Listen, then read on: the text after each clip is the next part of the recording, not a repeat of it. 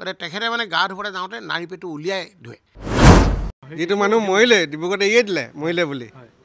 ইয়াত যেতিয়া টোপোলা হৈছে তাত মানে ট্ৰিটমেণ্ট চলিছে উঠিব পৰা হৈ গ'লো তেতিয়া 1746 চনতে স্থাপিত হোৱা আহোম ৰজাদিনীয়া এখন জাগ্ৰত থান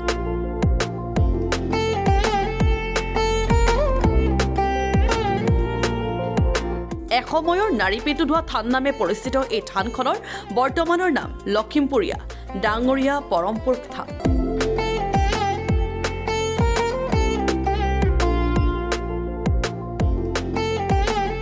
এই নাৰী পেটু ধোৱা থানৰ আঁৰত আছে বহু কাহিনী লখিমপুৰৰ এখন ঐতিহাসিক নাৰী পেটু ধোৱা থান এই থানৰ নাম আপোনালোকে নিশ্চয় সকলোৱে শুনি আহিছে আৰু সেই থানখন বৰ্তমান লখিমপুৰীয়া ডাঙৰীয়া পৰমপুৰুষ থান নামে পৰিচিত হ'ল কিন্তু এই ডাঙৰীয়া পৰমপুৰুষ থান নামেনো কিয় পৰিচিত হ'ল কিয়নো এই থানখনৰ নাম নাৰী পেটু ধোৱা থান আছিল এই সবিশেষ আমি আজি কথা পাতিবলৈ চেষ্টা কৰিম আৰু লখিমপুৰ টুডে দৰ্শকসকলক আমি দেখাবলৈ যত্ন কৰিম আহকচোন আমি এই দেৱালয়খনৰ ভিতৰলৈ বা এই থানখনৰ ভিতৰলৈ আমি সোমাই যাওঁ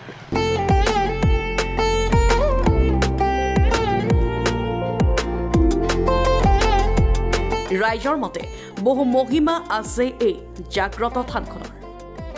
2022 চনৰ এপ্ৰিলৰ লাষ্টত মানে মোৰ পেচাইজ হৈ মই পৰি গৈছিলোঁ চাবুতি লৈ যা চাবুতিত চালে চাবুতিৰ পৰা পঠিয়াই দিলে ডিব্ৰুগড়তো মেডিকেলত হেৰি কৰিলে মেডিকেলত নোৱাৰিলে তাৰপৰা আদিত্যত গ'লোঁ আদিত্যতো হাত দাঙি দিলে মৰিলে বুলি ওলাই গ'ল আমাৰ ইয়াততো শৈক্ষে যোগাৰ কৰিলে মোৰ ভকত এজন ইয়াৰ পৰা মানে মোৰ ওচৰলৈ খবৰ ল'বলৈ যাম বুলি ফোন কৰিছিলে তাৰপিছত তেখেতে ইয়াত টোপোলা কৈছে তাত ডক্টৰে ট্ৰিটমেণ্ট কৰিছে ঢকুৱাখানা ডক্টৰ টোপোলা এটা 10 টকা ইয়াত ভৰাই থৈ গৈছে তেখেতে ট্ৰিটমেণ্ট কৰাৰ পিছত মই উঠিব পৰা হৈছোঁ যিটো মানুহ মৰিলে ডিব্ৰুগড়তে এৰিয়ে দিলে মৰিলে বুলি ইয়াত যেতিয়া টোপোলা হৈছে তাত মানে ট্ৰিটমেণ্ট চলিছে উঠিব পৰা হৈ গ'লো তেতিয়া গদাধৰ সিংহৰ ভতিজা সুন্দৰ কোঁৱৰ নামৰ এজন ৰাজবংশৰ পুৰুষে বাস কৰিছিল চমুৱা গাঁৱৰ এটা পুখুৰীৰ পাৰত গদাধৰ সিংহৰ দদায়েকৰ পুতেক গদাধৰ সিংহৰ দেউতাকৰ নাম আছিল গোবৰ ৰজা আৰু ভায়েক হ'ল নিচাৰংগ সেই নিচাৰংগৰ পুতেক এজন তেওঁ হ'ল সুন্দৰ কোঁৱৰ তেওঁ সেই পলাতক অৱস্থাৰ আত্মগোপন কৰিবৰ কাৰণে আৰু ইয়ালৈ আহিলে আৰু আহি যেতিয়া গদাধৰ সিংহৰ ৰাজপাট পালে শাসন পালে 1681 খ্ৰীষ্টাব্দত তেতিয়া তেখেতে যিসকল আত্মীয় কুটুম আছিলে যিখিনি বংশৰ লোক আছিলে সকলোকে যুৱকসকলক নাতিলে কিন্তু তেখেত গ'ল যদিও তেখেতে আকৌ পুনৰ ইয়ালৈ ঘূৰি আহিলে তেওঁৰ আছিল বহু ঐশ্বৰিক গুণ তেখেতে এনেকৈ মহৎ গুণ দেখাই দিলে কি পৰক উপকাৰ কৰিলে খুটাক মিলং বজুৱাইছিলে হেনো আমি শুনা কথা কথিতহে আৰু মৰাগু জীয়াইছিলে বুলিছে হাত দিয়া জীয়া মৰাগুকো জীয়াইছিলে বুলিছে আৰু খুটাক মিলং বজাই খোৱা পৰ্বত বগুৱাইছিলে এইখিনি কৰ্ম তেখেতে মহৎ গুণ আমাক দেখাই গৈছিলে জনশ্ৰুতি অনুসৰি তেওঁ গা ধুওঁতেই পৰিষ্কাৰ কৰি লৈ নিজৰ নাৰী পেটু উলিয়াই আৰু তেখেতে জীয়াই থাকোঁতে তেখেতে গা ধুবলৈ যেতিয়া যায় সেই কাষতে আছে এটা গা ধোৱা পুখুৰী নামেৰে জনাজাত এই নাৰী পেটু ধোৱা গতিকে তেখেতে মানে গা ধুবলৈ যাওঁতে নাৰী পেটু উলিয়াই ধুৱে এদিন তেওঁ পুখুৰীত গা ধুই থাকোঁতেই এই দৃশ্য দেখাই পাইছিল তেওঁৰ এগৰাকী বোৱাৰী এই পুখুৰীটোতে স্নান কৰি থাকোঁতে তেখেতৰ বোৱাৰীয়েকে দেখিছিলে হয় কি কাৰণে চাব আহিছিলে বা চাব মানে তেখেতে যে গা ধুবলৈ আহোঁতে বহুত দেৰি হৈ যায় কি কাৰণে যে দেউতা যে ইমান দেৰিলৈকে নাহে গতিকে কি হয় সেইটো চাবলৈ আহি দেখিলে যে তেখেতে নাৰী পেটু উলিয়াই গা ধুই আছে তেতিয়াই অচেতন হৈ পৰিছিল সেই ঐশ্বৰিক গুণ সম্পন্ন ব্যক্তিজন গতিকে গা ধুৱে যেতিয়া নাৰী পেটু উলিওৱা হ'ল আৰু দেখি তেখেতেও চক খাই গ'ল চক খাই তেখেত মানে অচেতন হৈছে বুলি এটা জনশ্ৰুতি মানুহৰ মুখে মুখে আছে আৰু সকলোৱে বিশ্বাস সেই সময়তেই এটা ৰাজহাঁহ হৈ নিজৰ দেহ ত্যাগ কৰি তেওঁ উৰা মাৰিছিল আকাশলৈ গা ধোৱাৰ পিছত এগৰাকী বোৱাৰীয়ে দেখাৰ কাৰণে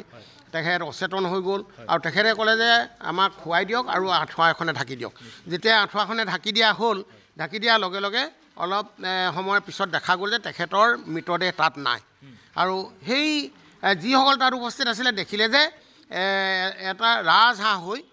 তাৰ পৰা গুচি গ'ল তেখেতৰ মৃতদেহো নাই আৰু ৰাজহাঁহ হৈ গুচি গ'ল গতিকে আমাৰ সকলোৱে বিশ্বাস যে তেখেতৰ আত্মাটো এটা ৰাজহাঁহ আকাৰে ইয়াৰ পৰা গুচি গ'ল আৰু সেয়েহে আমাৰ পৰিয়ালে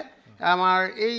তেখেতৰ পিছফালে আমি ৰাজহাঁহ দিছোঁ দৌলটোৰ ওপৰত ৰাজহাঁহ প্ৰতিষ্ঠা কৰিছোঁ আৰু আমাৰ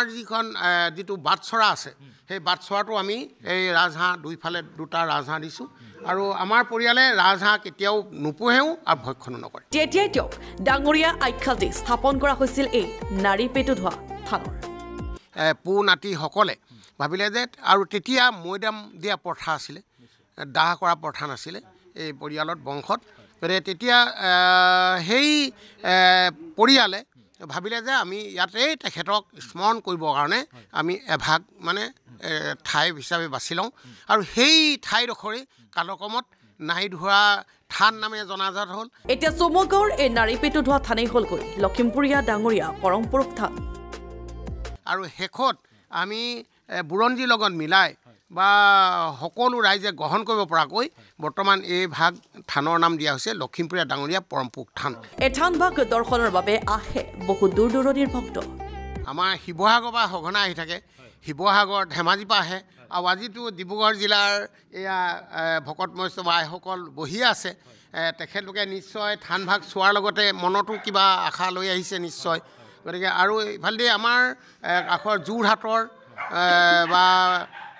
আনকি তিনিচুকীয়া ইফালে গোৱালপাৰা তাৰ পৰাও আহিছে সকলোৰে বিশ্বাস এই থানত বিচৰা সকলো ডাঙৰীয়াই ফল দেখুৱাই ভক্তসকলক মহত্ব ধৰি লওক ইয়ালৈ আহিলে সকলো মনোকামনা পূৰণ হয় আৰু তেখেতৰ দ্বাৰা আমাৰ যি ধৰ্মৰ নীতি নিয়ম সেইখিনিও আমি ধৰি লওক জানিবৰ কাৰণে ইচ্ছা আছিলে গতিকে সেই ধৰণে আমি আজি সমাপন কৰিছোঁ কথিতভাৱে আমি শুনামতে মানে পৰমদেৱ পুৰুষৰ মহৎ গুণখিনিৰ কথা আমি শুনি আহিছোঁ আৰু সেই মহৎ গুণখিনিৰ কাৰণ লৈ আমি ইয়াত যি আজি ধূপ ধূনাকৈ জ্বলাই আজি সেৱা পূজা কৰে তেওঁলোকৰ মনোবাঞ্ছা পূৰ্ণ হয়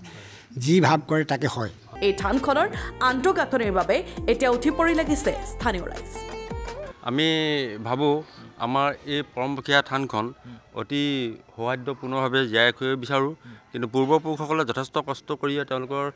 অশেষ চেষ্টাৰ ফলত এই থানখন যিকোনো প্ৰকাৰে ৰক্ষা পৰিছে আৰু পৰমপুৰুষৰ গা ধোৱা পুখুৰী বুলি কোৱা হয় সেই পুখুৰীভাগ কালক্ৰমত অলপ বাম হৈ গৈছে আৰু এতিয়াও আমি কিছুমান পুঁজিৰ অভাৱত সেই পুখুৰীভাগ বা আমি যদিও তেওঁলোকক এটা মানে প্ৰাকৃতিকভাৱে পানী সংৰক্ষণ ব্যৱস্থাৰ যিটো আজিকালিতো আঁচনি নানা ধৰণৰ ওলাইছেই সেই আঁচনিৰ জৰিয়তে অন্তৰ্ভুক্ত কৰিবও বিচাৰিছোঁ কিন্তু আমি পৰাগৈ নাই পুখুৰীটো সংৰক্ষণ কৰি ৰাখিব আমি নিশ্চয় বিচাৰিছোঁ ইয়াক আমাৰ যথেষ্ট পৰিমাণে ৰাইজৰ সহযোগিতা তথা চৰকাৰৰ কিছুমান যিবিলাক আঁচনিৰ জৰিয়তে অনুদান আগবঢ়ায় সেইবিলাকো আমি পক্ষপাতিত্ব কৰিব বিচাৰোঁ ব্যুৰ ৰিপৰ্ট লখিমপুৰ টুডে